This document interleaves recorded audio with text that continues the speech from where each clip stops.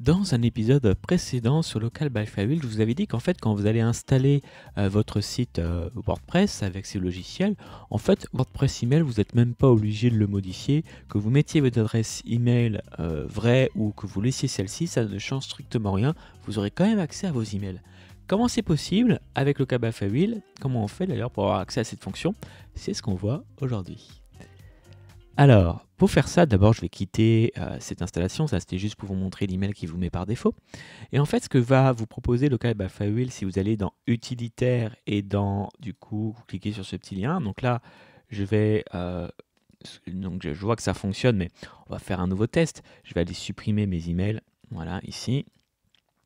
Et on va voir ce qu'il propose. Alors, là, du coup, je suis sur mon site et je vais tout simplement, pour tester que ça fonctionne bien, lui demander d'envoyer un mail. Alors, pour faire ça, je vais aller tout simplement modifier mon mot de passe administrateur, puisque dès que vous faites ça, ça envoie un email. Donc, je vais aller ici pour générer un mot de passe et je vais demander tout simplement au pif à en faire un nouveau. Donc, dès que j'ai fait ça, du coup, je vais aller voir ce petit utilitaire et je vois qu'instantanément, du coup, j'ai bien un email qui est parti. Alors, pourquoi ça? C'est tout simplement parce que quand vous faites des tests, ça vous permet de voir vraiment ce qui part de votre site internet. Donc c'est un outil on appelle ça de debugging, mais en tout cas de monitoring ou de développeur qui est assez intéressant pour vraiment contrôler ce qui va partir de votre site WordPress quand vous êtes en train pour tester par exemple des formulaires sur Elementor, hein. Donc ça en local, c'est plutôt sympa.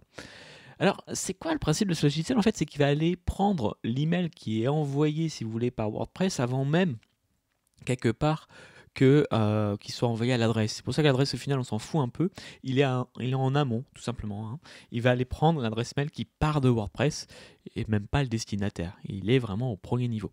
Donc c'est un super outil, hein. Il est vraiment caché un petit peu en tout cas dans Flywheel, parce qu'il faut aller dans les utilitaires, mais ça peut vous être très utile pour aller débugger par exemple un formulaire que vous auriez fait avec Elementor ou n'importe quel autre plugin si vous voulez tester l'envoi d'email en local. Voilà ce que je pouvais vous dire aujourd'hui sur la petite astuce de Local by Flywheel. Moi, je vous retrouve très bientôt pour une prochaine astuce. À bientôt.